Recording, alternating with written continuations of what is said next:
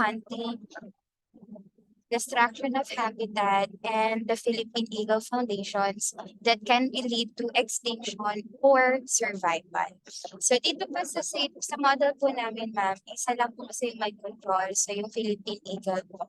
So kapag po nag-increase po yung ating Philippine Eagle Foundations, makikita niyo po na possible po na tumaas yung population of eagle or Philippine eagle and mag-lead po siya sa survival nito. And in effect din po, bababa po yung chance na may mag-hunt pa po sa ating Philippine eagle and bumaba din po yung destruction ng habitat. Kasi po dito sa Philippine Eagle Foundations, kadalasan po ang kanilang goal ay ma-educate yung mga tao kung paano po natin mapapangalagaan yung ating Philippine eagle, which is yung iwasan yung pagkakan or yung pagsira ng habitat po nila. On the other hand, kapag po bumaba naman po yung ating Philippine Eagle Foundations, possible din po na bumaba or tumaas po yung chance na marami pong tao na sumira yun ng habitat ng Philippine Eagle dahil nga po hindi po sila well educated kung paano po pangangalagaan yung Philippine Eagle.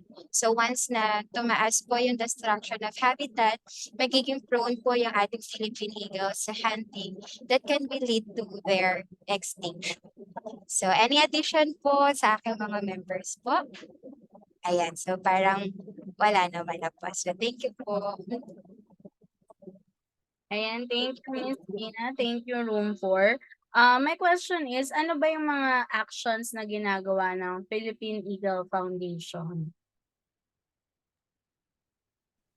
Ma'am, based po dun sa meeting po namin kanina. Ayun, Sir Daniel, sorry po.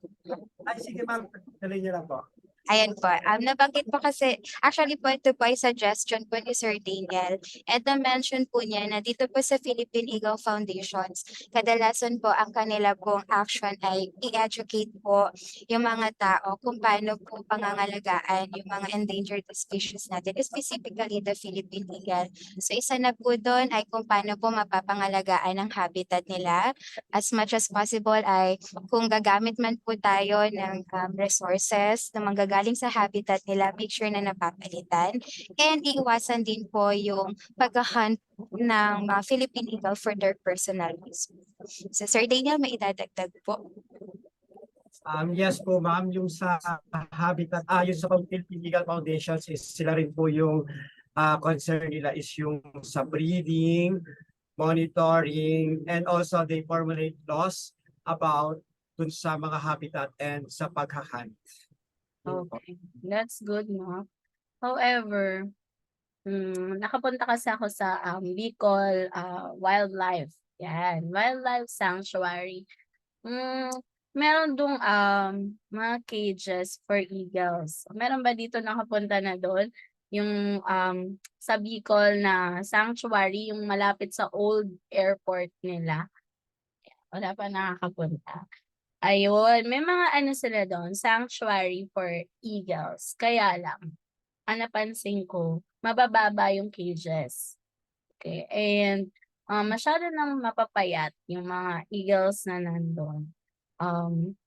Siguro, pwedeng matingnan, ano kaya yung proper way on how to take care of eagles na talagang makaka-survive sila in a good habitat.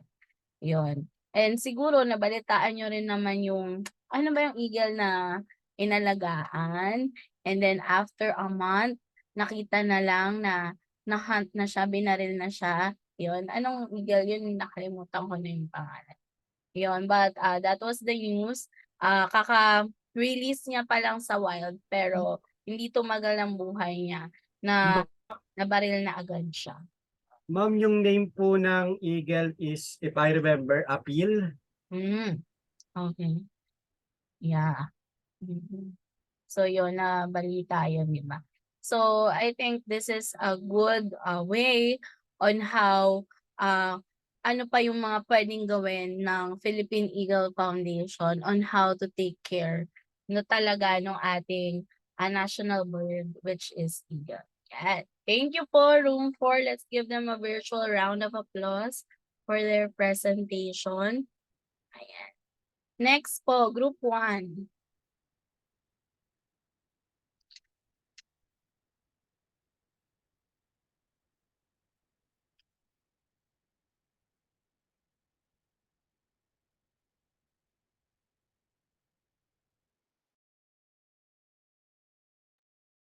Group 1.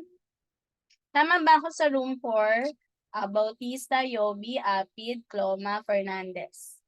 Yes, ma'am. Okay. Group 1.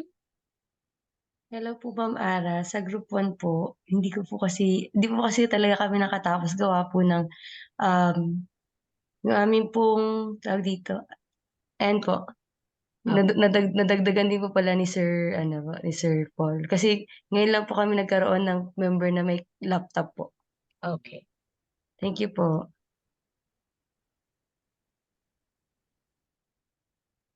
Sir Mark?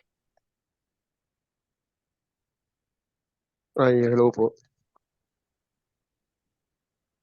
Sir, sino po yung magpe-present po ng ating ano? Sino po yung magdi-discuss?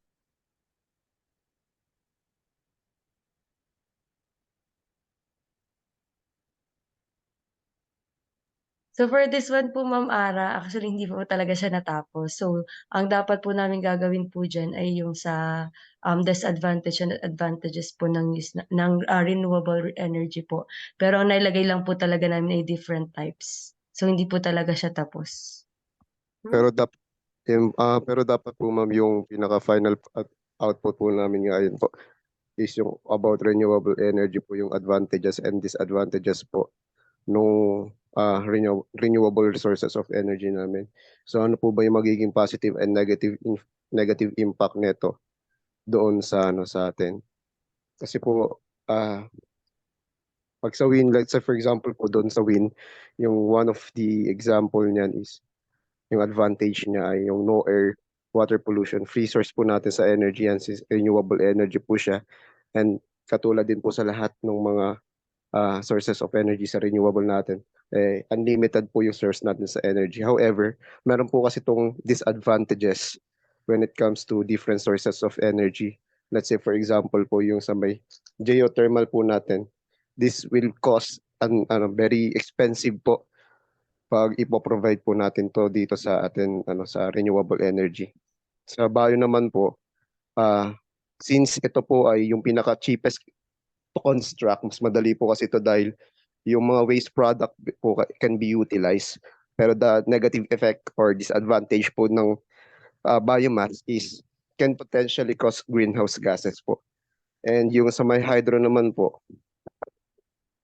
yung kumbaga no standby losses relatively inexpensive abundant sources po sa hydro. And yung sa disadvantage naman po nito can cause to build a dam, and it can cause floods sa local community when it comes to yung may typhoon, ganun po. Kapapakawalan po yung mga dams. And sa solar naman po, no air, sa advantage naman po na ng solar or no air or water pollution, and syempre po may potential energy po tayo, infinite potential energy, since ang sun naman natin ay readily available naman po siya, that is natural lang naman din po. We use different technologies to use solar the energies sun, like solar panel po. However, yung disadvantage po niya is yung manufacturing cost po nito, napakamahal po kasi talaga ng tawag dito, yung solar panel po. And ayun lang po ma'am, yung if ever man po may dadagdag po ba yung mga kagrupo ko. Siguro, if I may suggest, you can focus on a specific issue or problem related to this one. Kasi ang una nating qualifier for making a computational modeling is ano yung quantifiable element nyo dito. So, with this 1, 2, 3, 4, 5, with these 5 elements, ano dito yung quantifiable?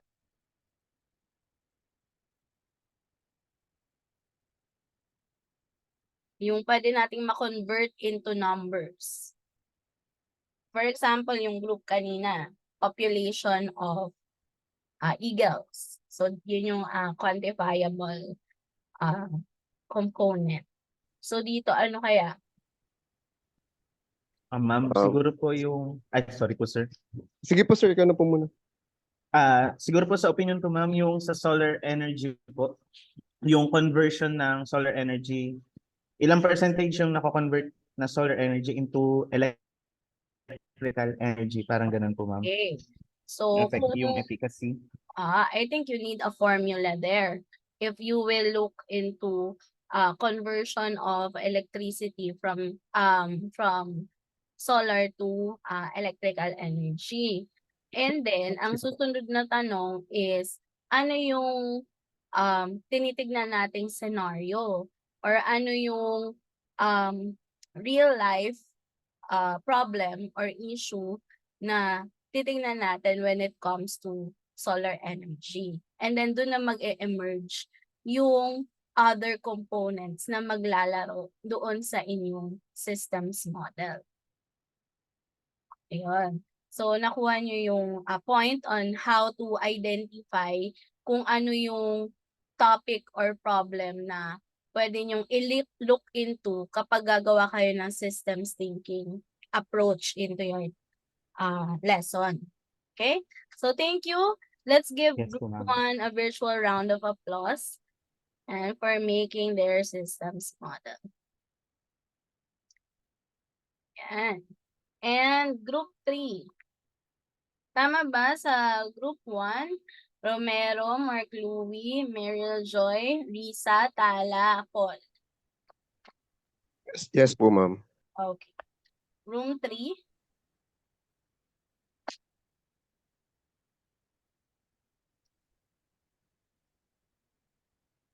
Good afternoon to everyone. Naririnig naman po ako. Yes. Okay. This is our presentation and the natural phenomena that we choose is about global warming. So when you say global warming is an increasing of temperature po. So in our model po, we show that there is the cause of global warming or the cause of the increase of temperature, and then on the other side is the solution to decrease the temperature and lessen the global warming. So, pag ginalaw po namin yung carbon emission which cause increase in temperature, pag tumaas po siya, tumataas din po yung temperature at the same time, tumataas din po yung global warming. Same with fossil fuels and factories. And then, sa other side naman po ng aming model, pag binaba po namin siya, yung cycling, recycling, and reforestation po, ang nangyayari po sa temperature ay tumataas. Pero once na tinaas po namin yung solution na to, ang nangyayari po sa temperature ay bumababa at nagle-lessen po ng global warming. So, ayun po yung napili naming i-present. Okay. So, ang tinitingnan nyo dito ay global warming. Okay? So, ano yung quantifiable element nyo po? Yung temperature po. Temperature.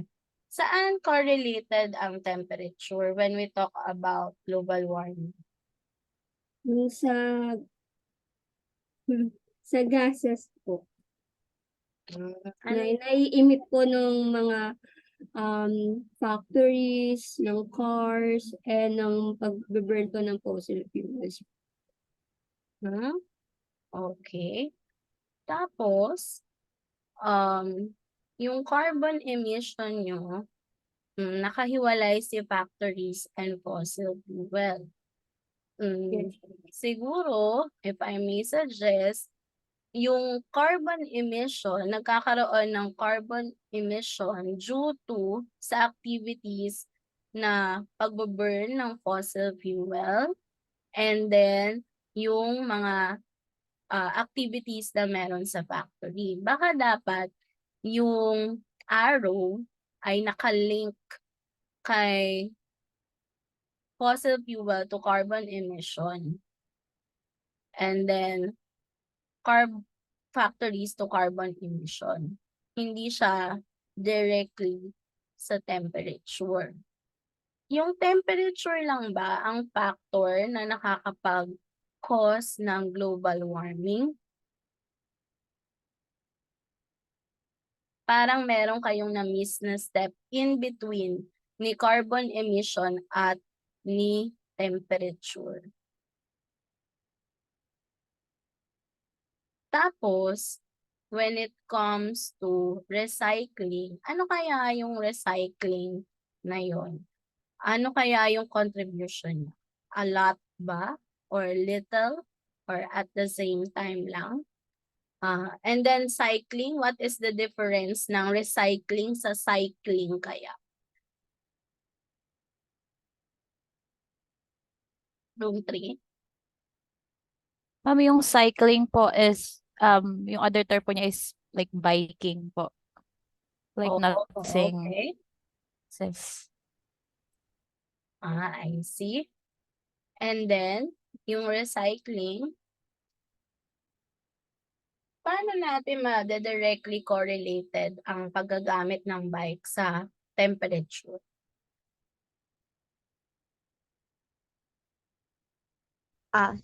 Permission to speak po. Ma'am, ang sa amin po, syempre po, kapag mas more on gumagamit po sila ng bike o kaya ay naglalakad na lang, syempre po, naliles po yung paggamit ng mga transportation that emit gases po na magko-contribute po doon sa sa gases that cause global warming. So parang sinama po namin siya diyan kasi if people choose to cycle, na lang, magbike na lang or maglakad na lang kung malapit, yun, parang maliles yung paggamit nila ng mga sasakyan po.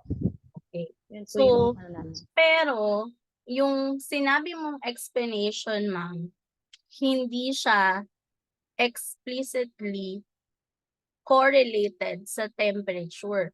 Meron ka pang dinaanan na transportation that would lead to the decrease in carbon emission.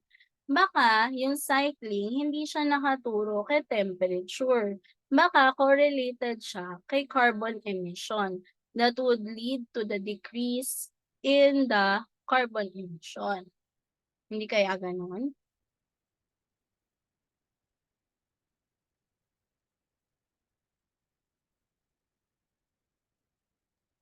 Yes po, ma'am. Pwede rin po talaga. Pwede rin? Opo.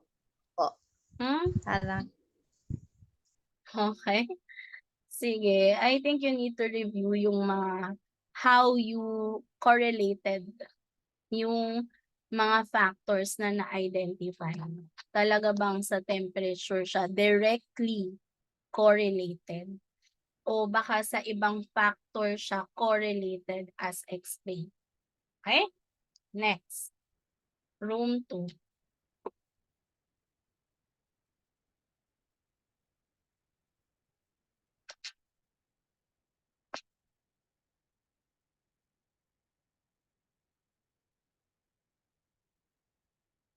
Good afternoon po.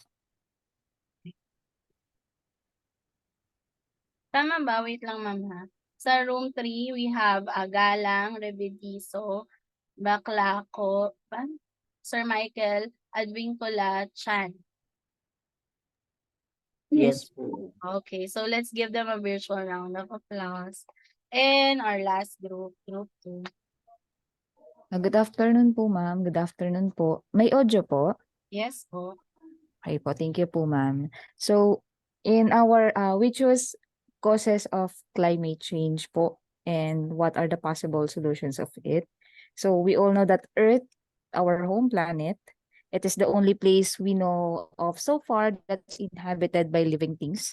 And it is also the only planet in our solar system with the liquid water on the surface. But now we experience a climate change, which refers to a long-term shifts in temperatures and weather patterns. And we will start here in sun. We all know that the sun powers on the life on Earth and has it is considered as one of the factors that can affect the climate change, though it helps to keep our planet warm enough for us to survive.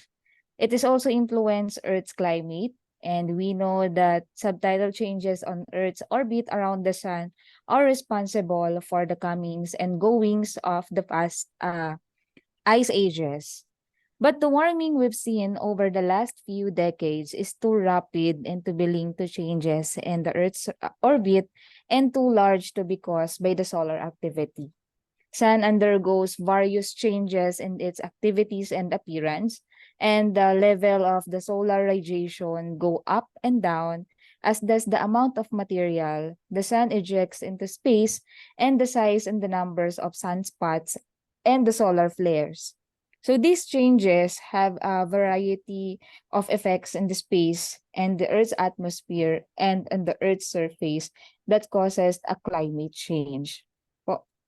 So the next information about our presentation will be discussed by my group mates. The next one will be Ma'am Aren po. Thank you so much.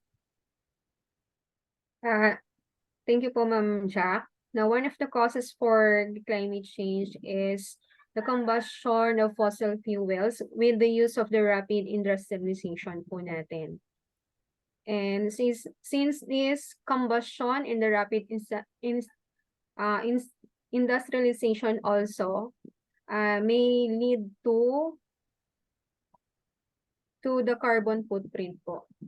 Pwede din po siyang ng carbon footprint, and this carbon footprint will added to the causes for the climate change. Also po yung sa pagdami po ng transportation natin that produces also the combustion of fossil fuels.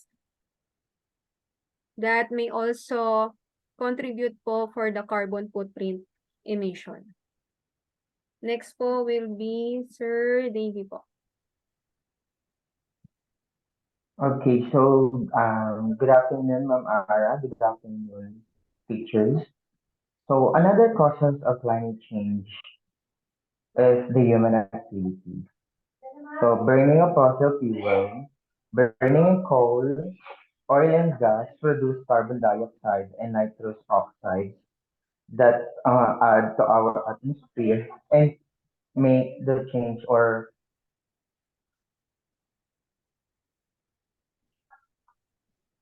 add to our climate. Then next we have the cutting down of forests or deforestation. Trees help to regulate the climate by absorbing the carbon dioxide from the atmosphere. When they are cut down, the beneficial effect is lost and the carbon stored in the trees will be released to the atmosphere, thus adding to the greenhouse effect.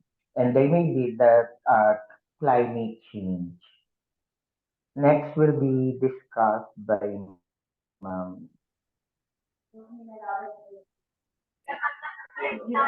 So, good afternoon po. The next cause or the other cause of climate change is consumption of energy. And we all know naman po na the energy sector is the largest emitter of greenhouse gases in the atmosphere, which contributes to climate change. And this consumption of energy also contributes to carbon footprint, which is also a cause of climate change. The next one will be discussed by Ma'am Mitzi po.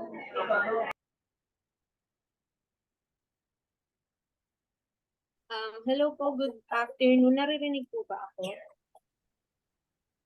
Yes po, ma'am. So, since ako na po yung magsasalita, I believe na discuss na po lahat ng causes of climate change. Sige po, so we all know that climate change is inevitable, so it can't be stopped. So, but the good thing is the effect of climate change can be slowed. So, to avoid the worst consequences of climate change, so ang pinaka-point or goal natin is we need to decrease or to reach zero carbon footprint. So, yung mga na-mention kanina po ng mga kagrupo ko na causes ng climate change such as transportation, combustion, human activities, consumption of energy logging na nagko-contribute sa carbon footprint or emissions. Kaya po meron po tayong nakikitang blue arrow from those activities papunta sa footprint, carbon footprint na naka-negative. So ayun po yung ini-indicate na pag nilesen po natin yung activities na yon, malilesen po yung carbon footprints or yung carbon emissions natin. Now, if we lessen them together with planting of trees, na nakikita natin dito, we have plant trees na pag in-increase po natin yung number of trees, malilesen din po yung carbon, ay mga oxygen, pollutants and carbon gases sa ating atmosphere. And yon, pag malilesen din po yung carbon footprint natin, at pag nalesen yon, malilesen po yung effect ng climate change. So ayun lang.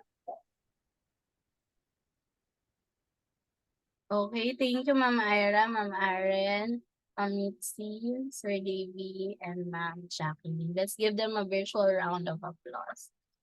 Yan. So dito naman sa room 2, ano ang quantifiable element niyo? Ma'am, yung carbon emission po. Okay, how do you quantify carbon emission? Graph po, ma'am. Yung tungkol po dun sa emission po throughout the years po. Meron po kasi naman sa grade 9 eh. Anong So, unit ang ginagamit natin on how to measure carbon emission? yung ano po, ano ba yung tawag? Nakalimutan ko.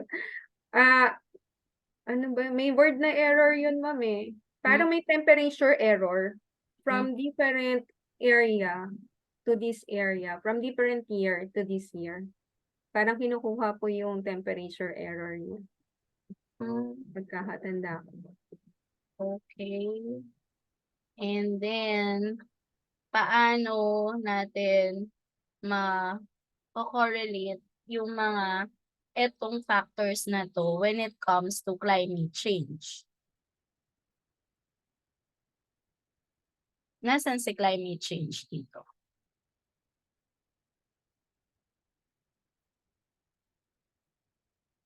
Sa model. Yung napag-usapan po namin, ma'am, nasa Earth po. Since lahat naman po we have 4 seasons po, no? We experiencing extreme seasons na hindi naman po dapat dun sa type of the day or month of or year na yon sa isang location na yon. With this effect or increasing numbers of these human activities, dun po, na-enhance po yung climate change. Especially po yung carbon emission po is one of the top things na nangyayari po. Enhancing pa po ng human activities. My concern about here is it's too broad. You're talking about climate change and then you have Earth as the center and then your quantifier is carbon footprint. Siguro if you can focus on a specific climate changes such as extreme typhoon weather condition o kaya drought condition that shows us that there is a climate change through time or yung mga melting of ice caps. Yun. Siguro hindi siya magiging kasing broad. Neto nakaturo lahat kay Earth. And then, isn't transportation, consumption of energy, combustion through industrialization, and logging are anthropogenic factors or because of human activities. Ano pa kaya yung pinagkaiba nito dun sa nakabox na human activities? Yun. So, yun yung concern when it comes to this model. Okay? So with that, with the limited time that we have, I think the group that has the best systems model using Sage Modeler is group 4. Okay? So, ayan. Let's see ulit yung kanilang Sage Modeler, Group 4.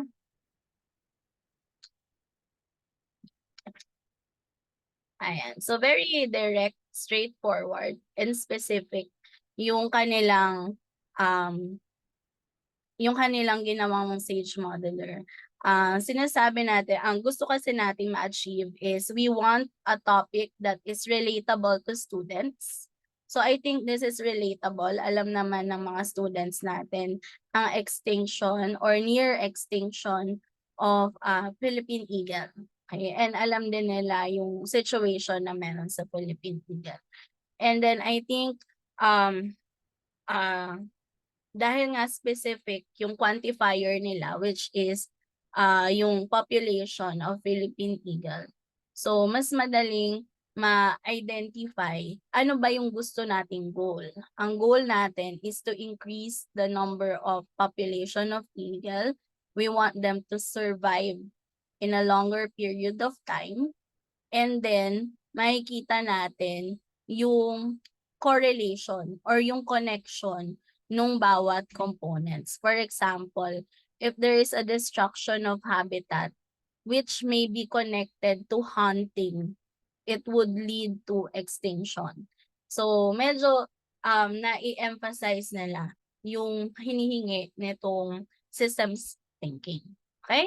So this is something that you can think about, yung paano kayo magde-develop kapag kayo na yung mag-i-introduce nito sa class nyo. Kailangan natin ng something applicable, relatable sa mga students natin na mabilis siyang ma-visualize at merong makikita na connection doon sa mga components instead na i-enumerate lang nila. Okay? So, katulad, wag magtatampo or magagalit. Yung katulad nung sa room 3 and then room 2, nakalista lang.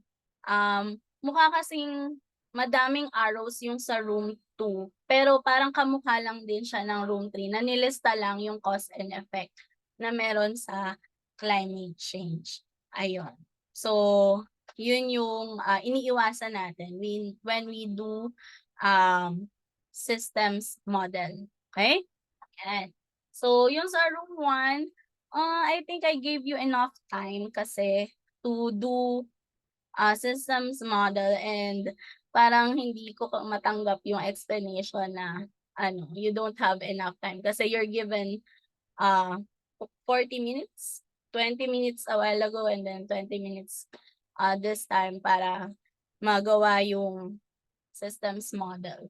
So yun, parang hindi acceptable yung naibigay na reason sa akin why you weren't able to come up with the systems model. Ayan. So, I need to discuss lesson 4 and we need to meet next Saturday because hindi ako available ng 2 Saturdays which is September 30 and October 7 because I have a training in Vietnam. Okay, so I need to finish yung discussion para yung 2 Saturdays na magkasunod, that would be your asynchronous time in making your lesson. Okay? So, eto na. Hindi ko naman nasabing beginner kayo, okay? Kasi meron na kayong several activities on doing systems model. Siguro kung nasa rubrics tayo, nandun na kayo sa approaching proficiency and may nakikita na ako ng mga proficient na mga students in making systems model. Okay? So, nalagpasan nyo na sana yung beginning stage and nandun na kayo sa approaching proficiency and proficient stage. So, for lesson 4 is about how to develop student systems thinking, skills in understanding biological phenomena. So with our previous lessons and exercises and activities, how do you imagine to teach or introduce systems thinking in your class? I'd like to hear from Sir Michael. Hello, ma'am. Good afternoon po. Yes po. So how will I, based from our previous lessons, so how could I imagine to teach or to do system thinking in my class? Parang tingin ko maganda talaga siya. Kaya lang you need to focus on the ang parang nakikita ko ang kailangan dito yung specific na mga factors para makita mo yung big picture, masagot yung malaking katanungan kung bakit nangyayari yung certain na phenomenon. Ganun po. Okay. Sige. Thank you, Sir Michael. Ma'am Risa.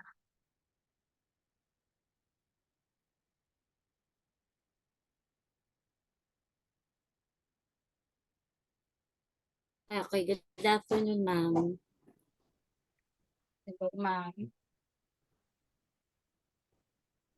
With our previous lessons, so since I'm teaching for grade 7 students, mas ano po sila, mas visual sila eh. So, if I'm going to use this kind of strategy po in my class, I think po mas kailangan may present ko siya in a simple manner. So example po, yung sa organizational level, biological organizational level, para pong pwede kong i-apply yung last time po na activity natin.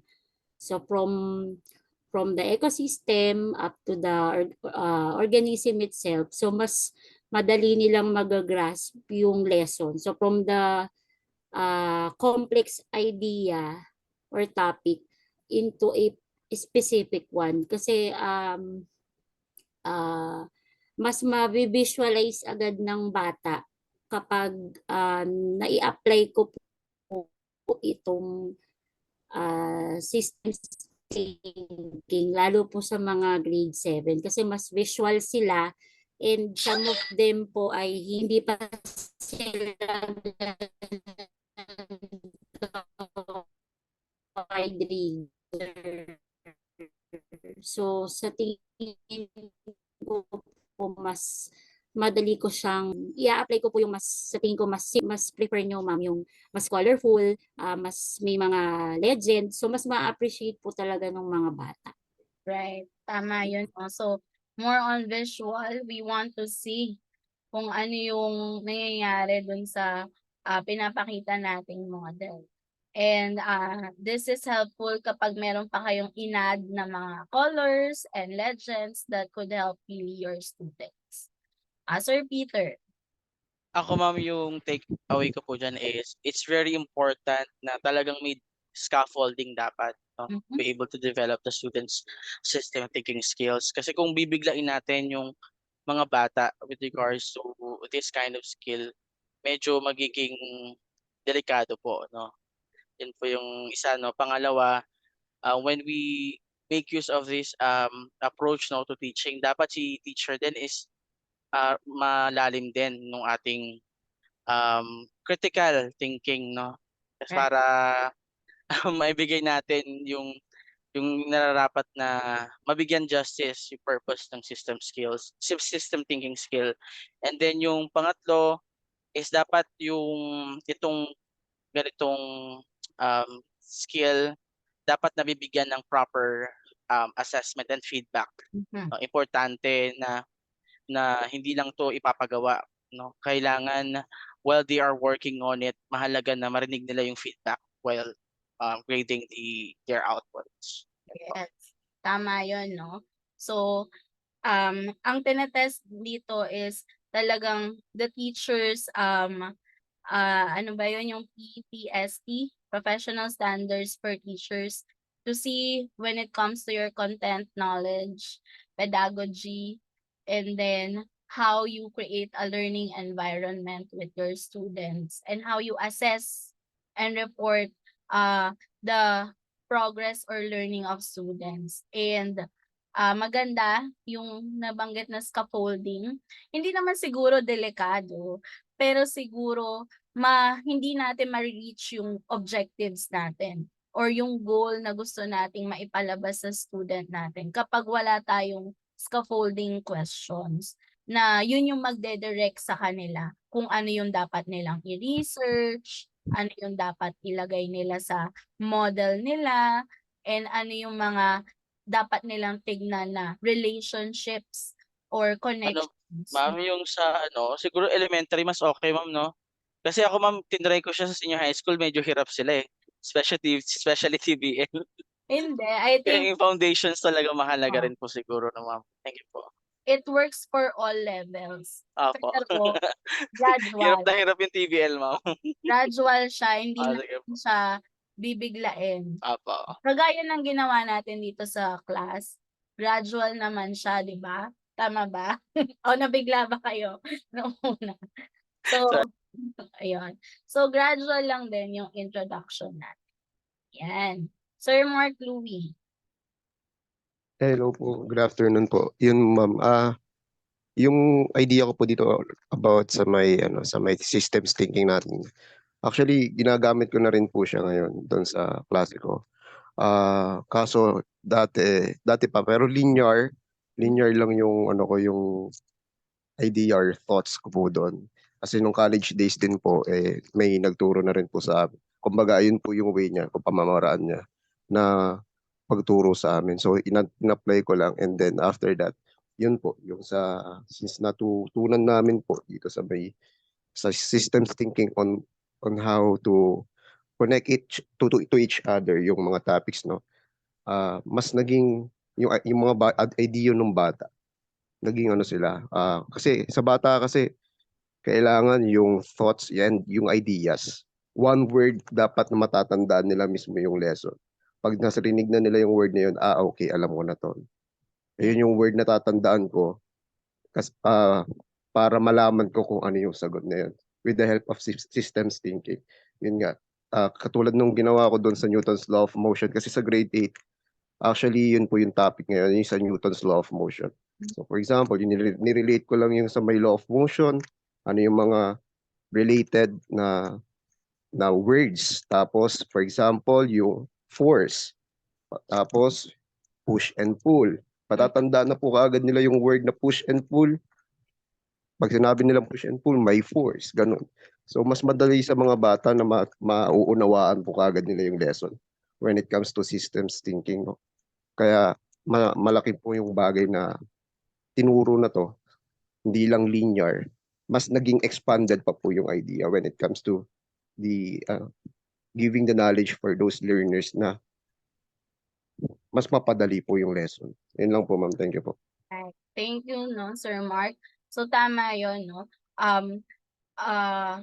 Rather than linear yung kanilang process of thinking, maganda na expand nila by having connections. So saan kaya connected itong concept na to or process na to into another concept, process, or factors.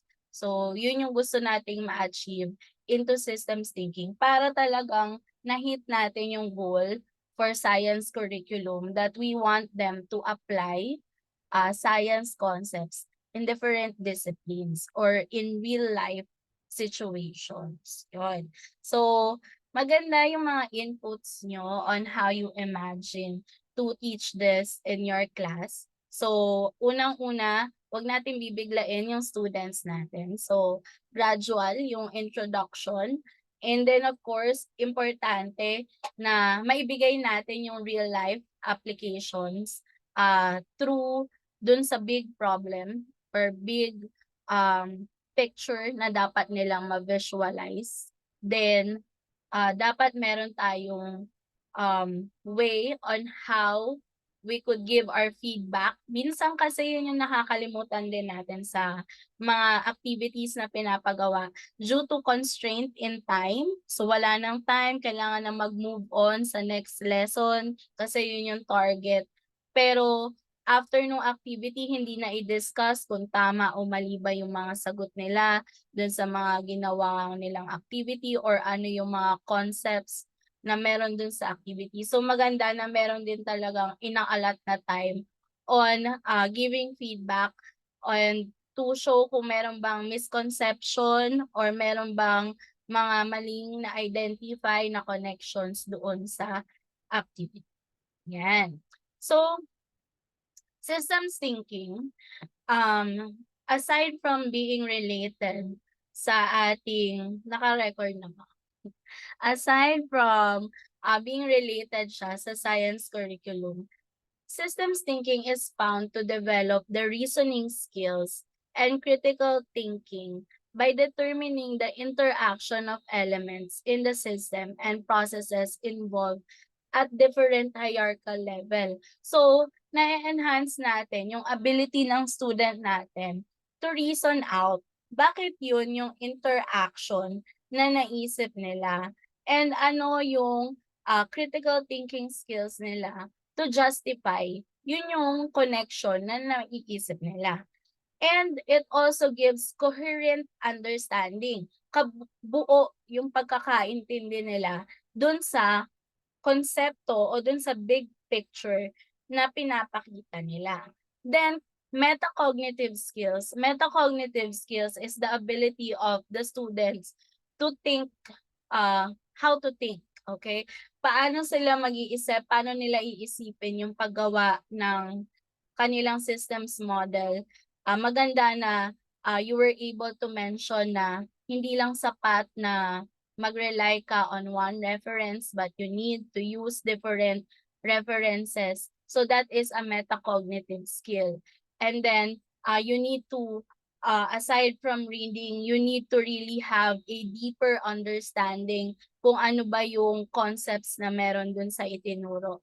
And they can do that by brainstorming, asking, and doing other things that allows them to understand yung concept o yung meron dun sa phenomena nila. And then of course, the higher order thinking skills and the 21st century skills. Now, Gillison et al. Discuss how to foster students' understanding of complex biological problems using systems thinking. It includes the following strategies. Okay? By the way, yung systems thinking started with Verhoff. Verhoff et al. They apply the general systems theory, and then the latest study that I was able to read about systems thinking and its application is by Gillison et al. From Netherlands. Okay? Now, she was able to apply systems thinking in her classes. And ito yung strategy na ginamit niya. Unang-una, you start with a big complex problem or question that covers different levels of organization. Kagaya ng mga ginawa natin sa activity, those are big complex problems. For example, how to prevent the extinction of Sardinella taurilis. Okay? And how to maintain or manage sustainably the Marikina River.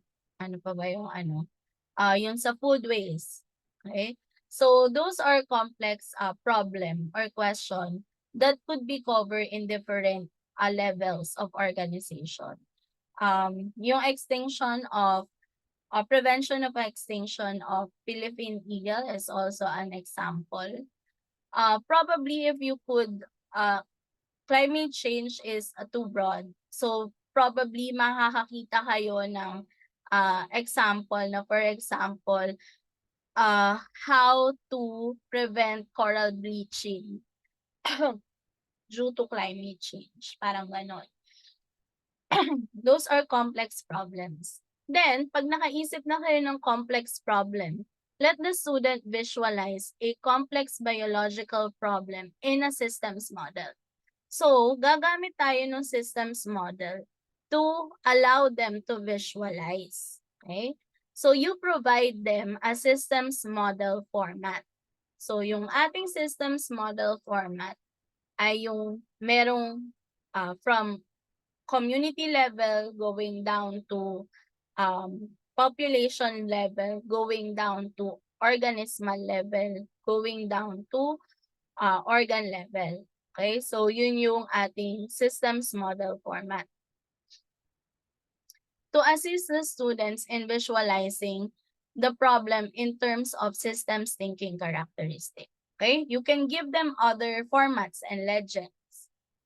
For example, you can assign, kayo na mismo mag-a-assign kung anong ibig sabihin ng circle, square, triangle, if you have, or anong ibig sabihin ng color green, blue, orange, yan. Since we want to guide the students, okay, we want to direct them, ano yung magiging common language nyo pag nasa klase kayo. Na kapag nakita nila yung kulay red, ito yung ibig sabihin ng kulay red. Pag kulay blue, ito yung ibig sabihin ng kulay blue. Pag nasa loob siya ng box, yun yung ibig sabihin nito. Pag naka-circle siya, nasa loob ng circle yung component, ito naman yung ibig sabihin nun. So you create a common language for your class. So assist the students in reasoning step by step within and between the levels of biological organization. Provide partial questions or scaffolding questions that can guide the students to answer the central question or the big question by explicitly asking on what level of organization are they starting their reason. The students have to learn about the causal explanation in the systems model need. You need to assist them. Paano nyo may assist yung student nyo? Number 1 is to give very clear directions. Okay? Huwag nyo lang sabihin na read the problem and analyze it using systems thinking model. So masyadong broad yung direction na yun. You give them a step-by-step process on how they can build their systems model. You give them questions that would lead to answer doon sa big questions. Okay?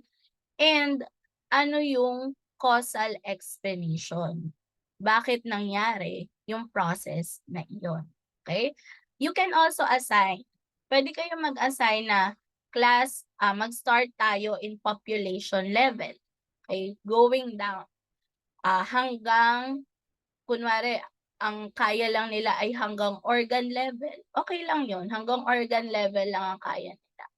O kung mas higher level yung sa students nyo, you can go down to a cellular level or molecular level kung yun yung hinihingi ng lesson. Okay? Or you can go higher to ecosystem level kung yun yung hinihingi ng lesson. And then, make the students become explicitly aware of the use of systems characteristic in various contexts. The students should be introduced with the concepts of systems and systems characteristic. So dapat alam nila yung kung bakit nila ginagamit yung systems thinking model and ano yung paraan on how to create systems thinking model. Some of you nakakalimutan yung positive-negative correlation sa paggawa ng systems model. Arrow lang yung nakikita ko. Some of you, most of you, forget to add linking terms doon sa inyong systems model.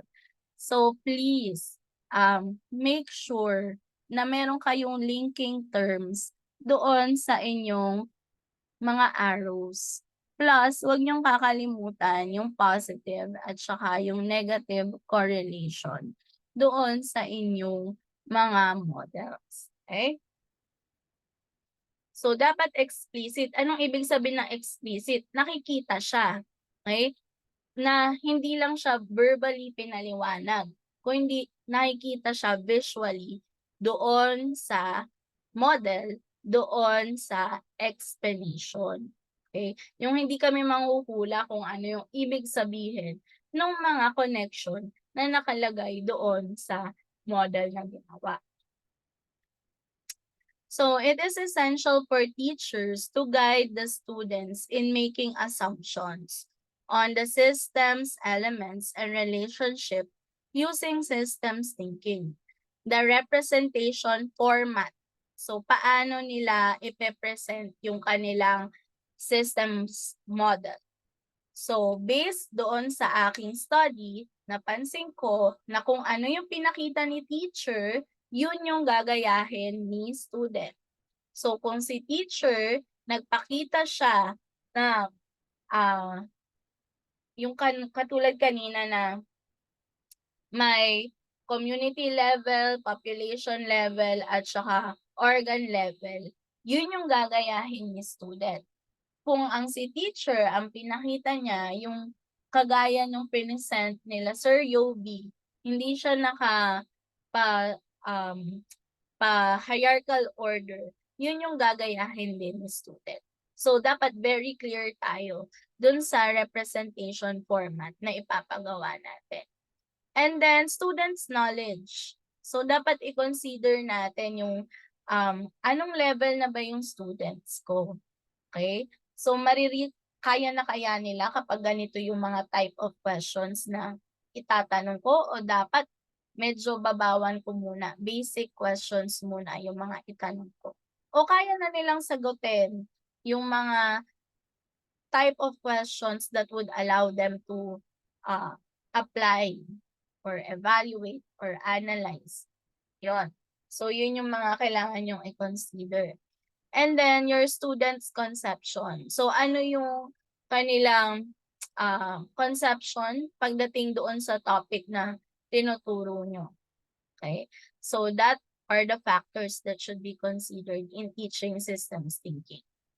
Teachers should know that the complexity of the systems model and the accuracy of the statement do not necessarily correlate. This is very important. Pag unang tingin, wow, parang ang complex ng systems model nila. Ang daming connections, ang daming arrow, ang daming plus, negative sign. Pero nung pinaliwanag na nila, hindi naman tama yung pagkakagawa ng kanilang model. Hindi siya scientifically accurate. May mga portion kung saan may misconceptions, may mga portion na baliktad yung pagkakalagay nila ng positive at saka negative correlation. So, hindi ibig sabihin na mukha siyang komplikado, tama na siya. Okay? Kaya kailangan mapakinggan natin yung explanation nila. Kung walang time, kung hindi nila kaya verbally written, so mas check natin yung kanilang explanation when it comes to that. Okay? Hindi rin naman ibig sabihin na simple yung kanilang systems model ay hindi na accurate yun. Okay? So, yun yung mga dapat nating i-consider. That's why you have your rubrics para ma-check objectively yung ginawa nilang systems model. And then students may show complex thinking process that are based on misconceptions or lack of content knowledge. Pwede naman silang maglagay ng kung ano-anong mga factors and then mga components. Pero mali yung kanilang pagkakakonect kasi lack of content knowledge or misconceptions on their part. Okay? Or binibase lang nila sa kanilang personal opinion pero walang backup na scientific evidence or scientific data to support yung kanilang connections. Okay? So, kailangan tama yung maipapakita nilang connections doon. So, it is crucial for students to have a cross-level reasoning which refers to the ability of the individual to explain complex phenomena across different level of organization. So please use yung ating activity 2 format. Yung may hierarchical level of reasoning. And then, It shows how the students understand causal feedback structure of the components of the system between and within the different levels of organization that results in the emergent behavior. So, hinahanap ko nasan yung solution nyo dyan. And dapat yung solution nyo, innovative solution. Okay? Na makikita natin yung impact niya across different level. Okay? So makikita mo may impact siya sa community level, may impact siya sa population level, may impact siya pagdating sa organismal level. It is crucial for teachers to guide the students in their learning process as they investigate a big question to foster reasoning at different levels and to ensure the accuracy of students' representations, knowledge, and conceptions. So maganda na sa lesson pa lang natin, yung introduction pa lang natin, yung ating motivation questions ay nakarelate na dun sa gagawin ng student sa activity para aligned siya. Okay? Hindi pwedeng magbigay tayo ng mga examples na 1 plus 1 tapos yung activity natin is 4x squared plus 2y is equal to 1. Hindi pwedeng ganon. Okay, kailangan aligned yung ating tinuturo dun sa activity natin. Plus, align din siya, syempre, sa learning competencies at saka learning objectives na gusto natin iparating. So, with that, this is not your activity 2, but activity 3. Okay? Kasi ginawa nating activity 2 yung restructuring ng systems model. So, for your activity 3, it is MySys model. Developing students' systems thinking on investigating complex phenomena. So, ito na yung second half ng ating lesson, wherein you will integrate systems thinking in your lesson. So, think of one specific real-life biological or environmental problem that you would like your students to understand. Okay. Ngayon, gusto ko i-align to doon sa class schedule nyo. So, for example, gagawa kayo hanggang October 14 and then i-revise nyo. Ano kaya, tingnan nyo sa inyong lesson calendar, ano yung lesson na tatapat sa weeks ng October 16 to 31 bago mag-holiday. October 16 to 27, sige. Ano yung lessons na tatapat sa inyo ng October 16 to 27? Yun yung isipan nyo ng real life problem. Okay? And then, ano yung reason bakit yun yung naiisip nyo na real life problem na applicable sa lesson nyo sa gitna ng October 16 to 27. Okay? 2 linggo yon. Isang ano lang ha, isang lesson lang. Okay. And then, gagawan natin yon ng lesson. Okay? So, lesson na we start with how you will teach it, the lesson first. And then, ano yung magiging example nyo ng systems model in teaching that. Okay?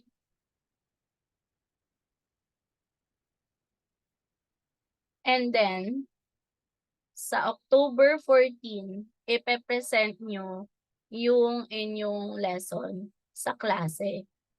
Thinking na kami yung students nyo and kayo yung teacher namin. Tapos magbibigay ako ng feedback para pag tinuro nyo siya sa klase nyo, ituturo nyo siya na parang nagbigay lang kayo ng lesson. You don't need to complicate things na yun lang yung strategy na gagamitin nyo. Kunwari, ang strategy, di ba, you use problem-based teaching. So, instead ng problem-based teaching, ang gagamitin natin ay systems thinking for your approach. Okay. So, ite-test out natin yun sa inyong klase. Now, ano ang gagawin natin? We will group you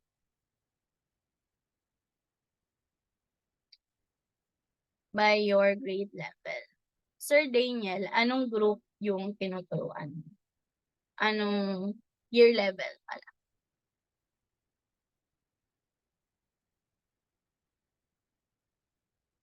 Sir Daniel Bautista.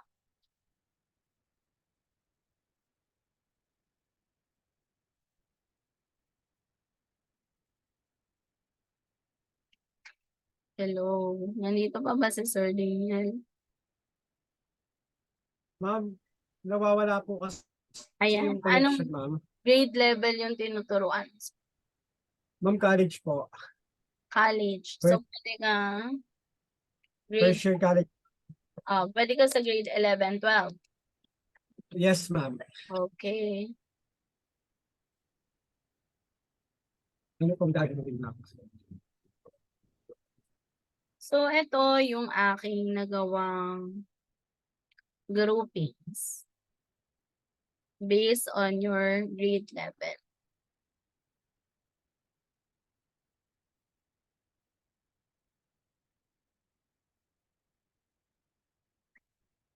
Okay. So, umpisahan natin sa, hindi ko kasi alam kung anong ibig sabihin ng not applicable. Baka hindi kayo nagtuturo right now? So, baka yun yung ibig sabihin nun. Yes, ma'am. Yes, ma'am. So, eto yung nilagay ko. Sinama ko kayo sa elementary. So, si Ma'am Shalika, si Ma'am Jacqueline, Ma'am, ano po, ay, permission to speak po. Last time po, grade 12 po yung hawak ko. Kaya lang po ngayong ngayong, year po is wala pa po kaming assignment po kung anong year po yung tuturuan po namin. Pero katuturo ko lang po ng grade 11 at grade 12 po. bakit ma'am? Anong private ka ba na school? Opo, last sem po. Pero nag-resign po ako kaya ngayon po wala po akong hawak. Tapos naabutan po kami ng election ban po sa DepEd kaya po hindi pa po kami na-assign. I see. Okay. So, in-expect mo na magtuturo ka ng Junior high po yung mahahawakan ko po. junior high. Opo. Ano yung mga dati mo naturuan ng?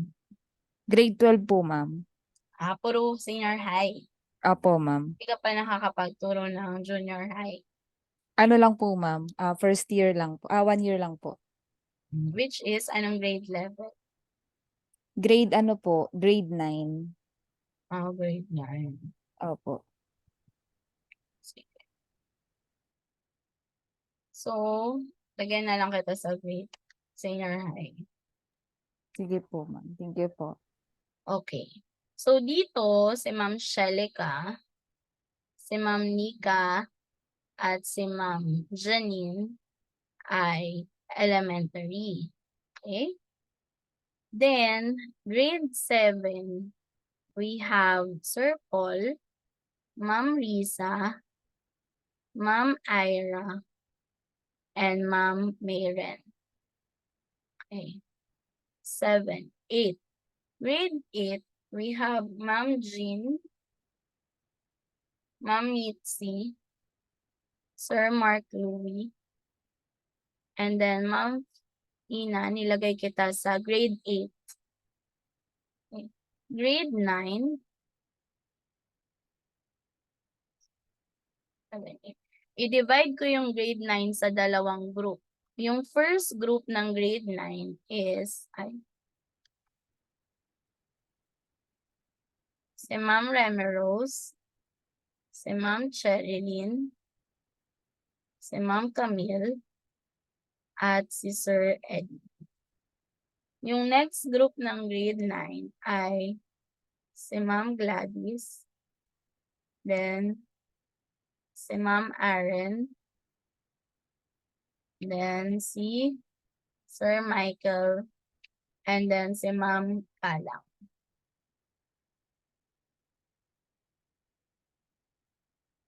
So 10, dalawa lang kayo Ma'am Tala and Ma'am Carla. Sa 11 and 12, 7. I-divide ko din kayo sa dalawang group. So, si Sir Davy, si Ma'am Risha, si Sir Peter, then si Ma'am Muriel, si Ma'am Jacqueline, si Ma'am Maris, and si Sir Dave. Okay, so LM 7, 8, 9, 10, 11. So we have 7 groups. Okay.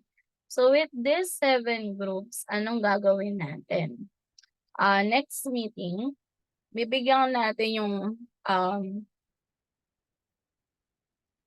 conceptualization nung inyong magiging topic. Okay, anong topic yung napili nyo?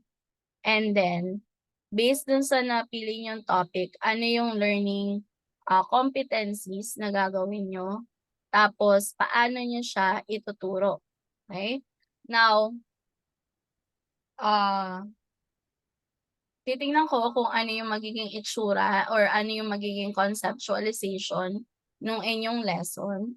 Probably baka ituro ko na rin yung Module 3 Lesson 1 para mas ma-enhance natin yung gagawin nyo na module ay na lesson para sa inyong students. Okay?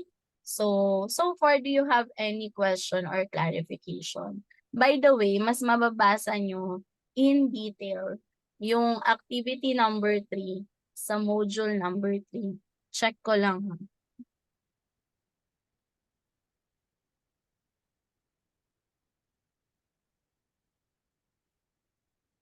Module 2.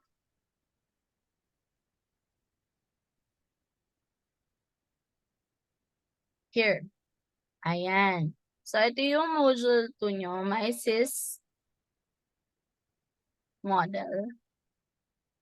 So, our objective here is to know kung how you will construct systems model that you may use in your teaching in lesson, and how you demonstrate systems model and systems characteristic in teaching a lesson. So, ang ibig sabihin lang nito is magtuturo kayo ng lesson, pero the way you present your lesson should use systems thinking. Okay? So, mag-isip kayo ng real-life application or real-life problem na yun yung i-analyze nyo para maituro nyo yung lesson nyo for the day using systems thinking. So, ito yung worksheet. Ito yung mga scaffolding questions for you to guide you on how to create your systems thinking. So, kumbaga sa lesson, nasa ano tayo? Introduction and discussion part. Okay? And then, next meeting, conceptualization. Gusto ko makita yung kung ano yung naiisip niyong gawin and paano niyo siya i-demonstrate. Then, para mas ma-enhance niyo yon for the next 2 Saturdays. Tapos, pagpasok natin, ay magkakaroon na kayo ng demonstration sa inyong class. So, pwede kayong mag-create ng video lesson or pwede rin namang real-time yung pag-discuss nyo ng lesson na yun. Okay? So, ito yung rubrics, your mastery, your plan, and how to deliver, and then how do you develop suitable teaching and learning resources, delivery of the lesson. Okay. So far, do you have any question or clarification? Wala naman. Okay. Sir Daniel. Ma'am, kasi po pawala-wala po kasi yung internet connection ko. Hindi ko po masyadong yan. Naka-post din po ba yung video recordings? Yeah. Yes. Salamat po. Okay. Ma'am Ina. Ma'am, itatanong ko lang po kung yung topic po ba na dapat maisip po namin ay under Envi or Earth Science po? Or depende po kung ano po yung talagang naka-assign sa grade level. Bago po sa grade 8 po kasi ang first quarter po nila ay physics. Dapat din po ba doon po kami kukuha po ng topic? Yeah, that's the challenge. Paano mo maiko-connect ngayon yung physics with an environmental or a biological phenomena? Okay? Thank you po. Okay. Or chemistry, how will you apply yung chemical concepts nyo into an environmental issue or biological issue? So, pwedeng sa group mag-brainstorm na kayo na ito yung mga possible lesson or topics na ma-reach nyo pagdating ng October 16 to 27. And then, para makapag-conceptualize na kayo kung ano yung possible na kung saang real life issue or situation nyo siya pwedeng ibangga. Yeah.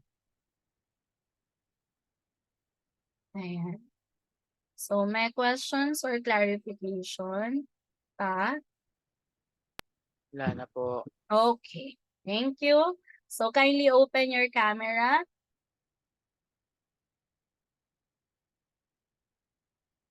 Yung mga wala dito, kayo na yung bahalang sa kanila. Magsagot sa mga tanong. Okay. Ayan, Ma'am Aren, may question pa? Ma'am, sorry. Yung sa groupings po ba, ilalagay nyo dun sa may tracker kung sino yung magkakagrupo? Yun na po yun. Na nakalagay na po doon. By color code. Color coding siya. Tapos may AB kung dalaw. Sige po. Thank you po. Okay, ready? Sir Mark. Sorry ma'am, question po. Ano po ma'am, kailan po ito ipe-present po ulit? Next meeting is conceptualization. Okay po. And then 30 and 7 is asynchronous kasi yun yung development nyo. 14 nyo siya ipe-present para kung meron pang revisions na dapat gawin ay magawa siya bago nyo ituro sa class. Okay po ma'am. Bali sa 30 po is asynchronous. 30. Tapos 7 po ma'am ay Asynchronous pa rin. asynchronous. Okay po. Yeah. Tapos yung 23 may meeting po tayo. Tama po ma'am? Yeah. Okay po. Salamat po. And nasa Vietnam ako nung 30 and 7. Ay kaya medyo mahirapan tayong mag-meeting. Okay, ready? 1, 2, 3, smile. Isa pa. Ulit. 1, 2, 3, smile. Okay, bye. See you. Thank you po. Thank you po. Bye. Bye po ma'am. Bye po.